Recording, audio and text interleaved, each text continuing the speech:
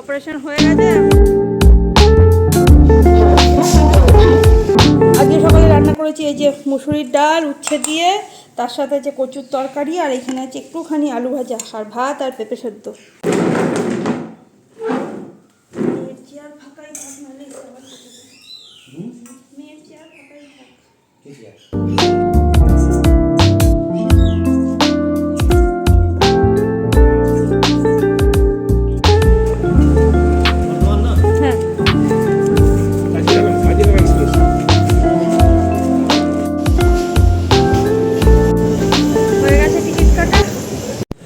আর তারা নেই, এবারে ট্রেন পেয়ে যাবো, ট্রেন ঢুকে গেলেও এবারে ট্রেন পেয়ে যাবো।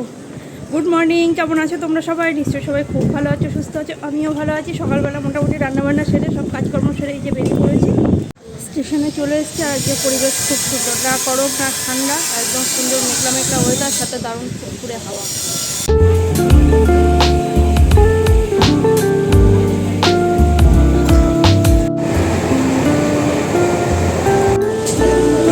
বর্ধমান একদম শেষ, মানে লাস্টের যে প্ল্যাটফর্মটায় থাকে সেদিকে একটা দিয়েছে মনে হয় 5-6 হবে হয়তো দিয়েছে। এখন পার করে সব যাও।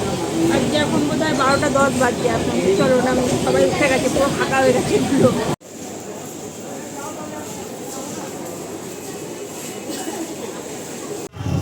ট্রেন থেকে নেমে পড়েছি আর এখন নেমে পড়েছি আর বাইরে শুরু হয়ে গেছে এখন বৃষ্টি টিপটিপ করে। চলে এসেছি নার্সিংহোমে, আর মারাও চলে এসছে গাড়িতে, ওইদিকে নেমে দাঁড়িয়েছে আর দেখছি ওরাও ঢুকছে। এটা হচ্ছে নার্সিংহোমের একটা ওয়েটিং রুম, যেখানে পেশেন্টদের আগে থেকে বসিয়ে রাখা হয় অপারেশনের আগে। আর এখান থেকে সামনে একটা খেলার মাঠ আছে, খুব সুন্দর লাগছে, সবাই খেলছে। অপারেশন হয়ে গেছে, এখন কটা বাজছে? 4:10 বোধ হয়। মাকে ওইখানে বাইরে বসিয়ে রেখে এলাম, মা কিছু খাবে না। আর আমি আর পলাশ এই যে আগে আগে চললো দাদা, আমরা দুজন এখন চললাম খেতে। আমরা সেই সকালবেলায় খেয়ে বেরিয়েছি বাড়ি থেকে। মোটামুটি সব দোকানই বন্ধ, ওই কেক চিপসের দোকান খোলা, একটা করে কেক কিনে নিয়ে আসলাম আমি একটা, পয়সা একটা। এখন আমি টোটোতে চাপবো আর ওরা গাড়ি করে এসছে, গাড়ি করে সব বাড়ি যে যার দিকে দৌড়াবো এখন।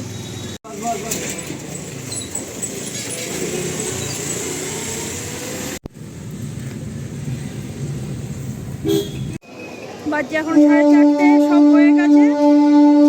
প্ল্যাটফর্মে চলে এসেছি, টিকিটও কেটে নিয়েছি। এখন বসে থাকা, এখন 4:30 বাজছে, আমার ট্রেন হচ্ছে 5:30টায়। 4:15টা ট্রেনটা মিস করেছি টিকিটের জন্য। টিকিট দিচ্ছিল না, মানে খুচরো ছিল না, তার জন্য। চলো এখন বসে থাকি, তারপরে ট্রেন আসুক।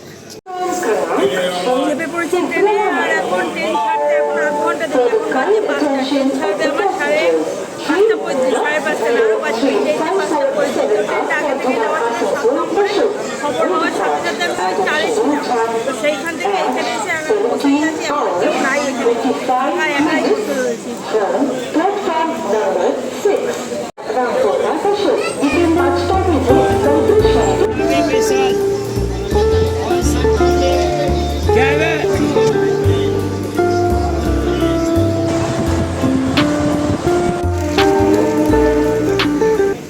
নামলাম ট্রেন থেকে, এখন বাজছে 7:15। আর ভালো লাগছে না, সারাদিন আজকে বাড়ির বাইরে বিরক্ত ধরে যাচ্ছে। এবারে স্টেশন থেকে বেরোবো, এরপরে টোটো ধরবো, তারপরে বাড়ি পৌঁছাবো।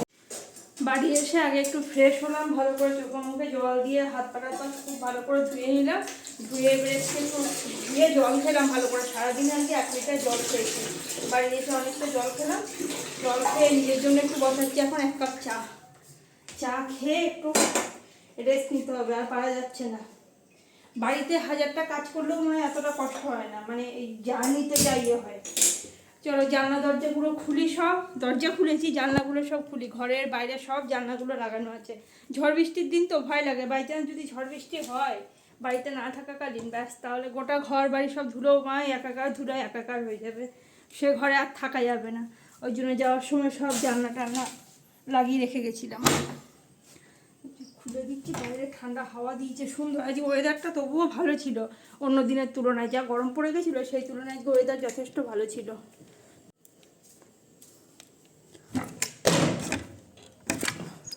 কি সুন্দর হাওয়া আসছে। ওই মেয়ে এখানে পড়তে বসেছে, বাজছে এখন 9:10। ও এখানে পড়তে বসেছে। এই যে কই, এই যে এখানেও পড়তে বসেছি। আমি বেশ খানিকক্ষণ শুয়েছিলাম, মাথাটা একটু ধরেছে এই সাইডে।